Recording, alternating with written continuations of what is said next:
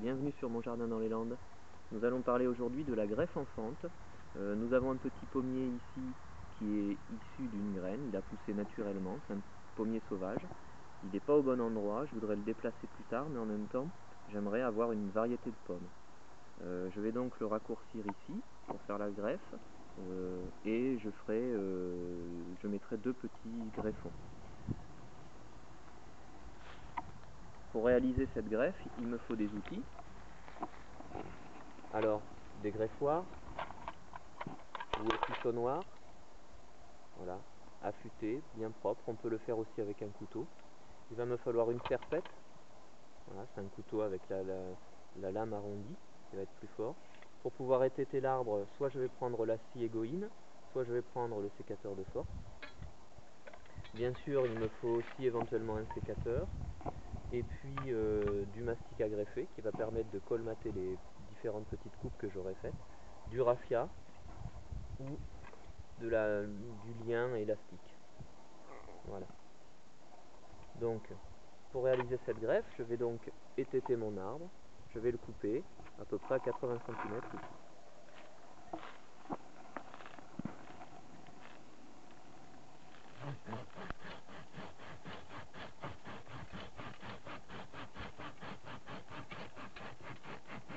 Je le coupe à l'horizontale. Alors, c'est un petit peu dur, mais on va y arriver. La coupe ne sera peut-être pas très franche, mais la serpette va me permettre de parer ma plaie, les différentes plaies. Voilà, s'il faut, je vais terminer au sécateur. Voilà, mon arbre a étêté. Pour l'instant, je vais laisser ça comme ça. J'ai une plaie ici qui n'est pas très franche. Je vais donc la parer avec la serpette.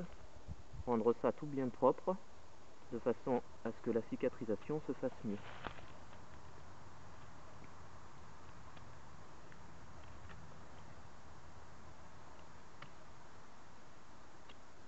Voilà. Ici, le diamètre de mon tronc va me permettre de mettre deux petits greffons à l'opposé l'un de l'autre. Maintenant, ce que je dois faire, comme j'ai étêté ma plante, je vais faire une fente ici, à la verticale. Alors, pour m'aider, j'aurais dû prendre un marteau, mais avec le dos du sécateur, ça va aller.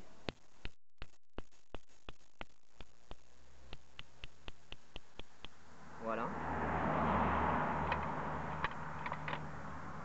Pour maintenir ma fente ouverte, je vais m'aider d'une cale en bois. Il va falloir que j'arrive à sortir ma serpette. Voilà. Je vais remettre ma cale en bois ici, ce qui me permet de maintenir la fente ouverte. Les greffons. J'avais prélevé des rameaux greffons sur un pommier. Là, en l'occurrence, c'était du pommier Belchar, Chanteclair. Ces rameaux greffons, je les avais mis dans une jauge en sable, comme vous allez pouvoir le voir sur la photo. Ça les a maintenus en état d'hivernage toute la saison. C'est pour ça que les bourgeons ne sont pas démarrés.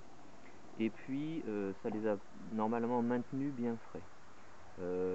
Sur le rameau greffon, la partie que je vais prendre pour réaliser mes greffons, ça ne sera pas trop près de la partie qui était près du tronc, mais pas non plus à l'extrémité ici. D'ailleurs, on voit ici que ça commence à dessécher, donc peut-être que ma greffe ne marchera pas. Je le saurai ça à la fin de l'année prochaine. Voilà. Je prendrai donc la partie médiane de mon rameau greffon. Voilà. Pour les besoins de la vidéo, j'ai déjà réalisé mes greffons.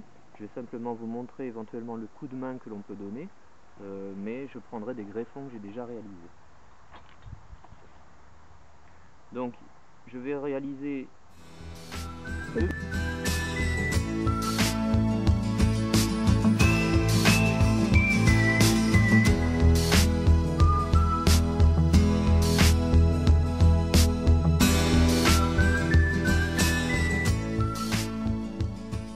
Donc pour réaliser mes deux greffons, je vais tailler en biseau et je vais tenir compte des bourgeons à venir.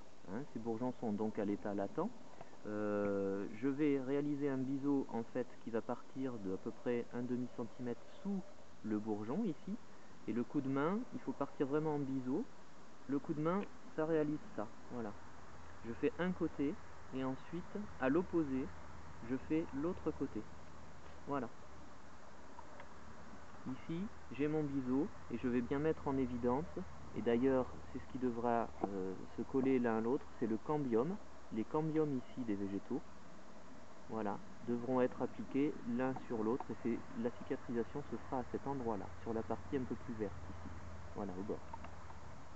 Voilà, donc je vais récupérer les greffons que j'avais préparés. Ils sont plus gros.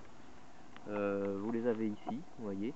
Il faut que des deux côtés ici du biseau, on ait quasiment la même épaisseur, puisqu'on va faire une greffe à double fente, enfin en fente double, pardon.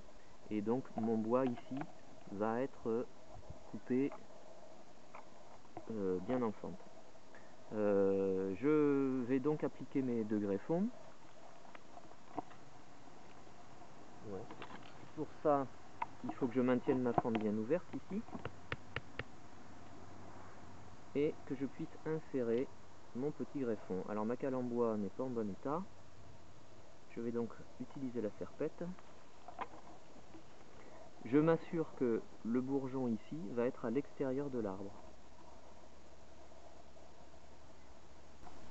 Voilà, donc ma cale en bois est mise. Je vais donc insérer le greffon en prenant bien soin donc de coller les cambiums entre eux. Je vérifie aussi que mon bourgeon ici soit extérieur. D'ailleurs, oui, a priori il est bon. J'insère donc comme ça. Je fais descendre le mieux possible. Voilà. Et voilà, mes cambiums vont donc se frotter l'un à l'autre. Pour réaliser le positionnement de la deuxième, bien sûr il faut que j'enlève ma cale. Et je vais pouvoir positionner mon deuxième greffon.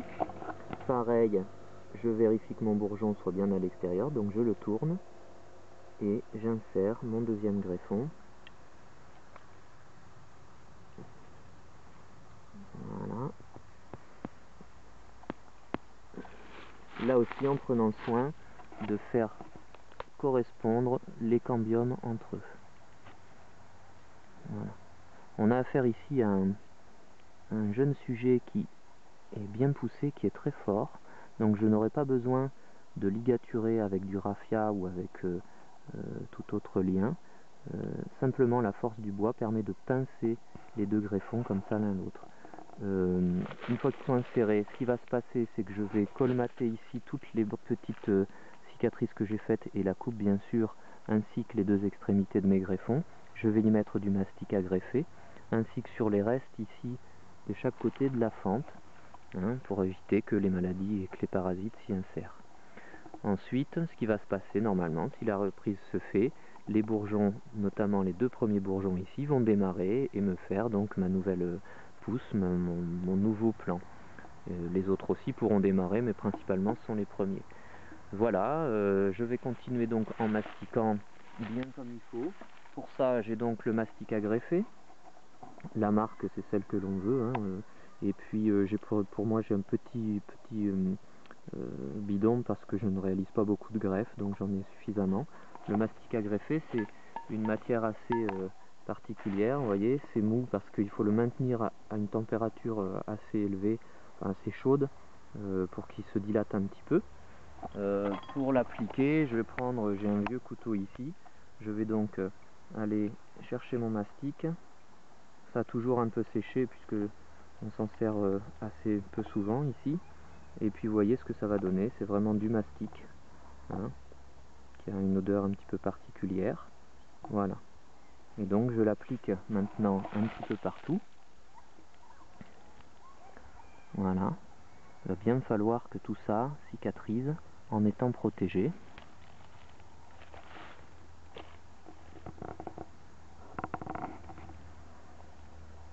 J'en applique vraiment, je badigeonne.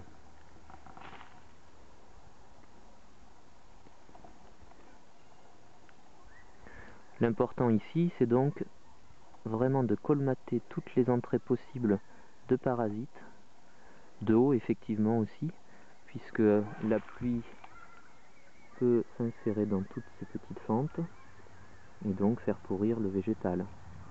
Voilà, je vais faire l'autre côté.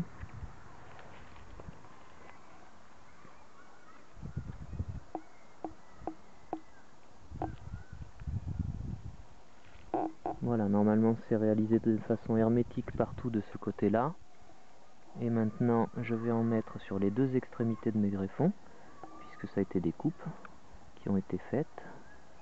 Voilà, ici et là. On essaie de faire ça le plus proprement possible.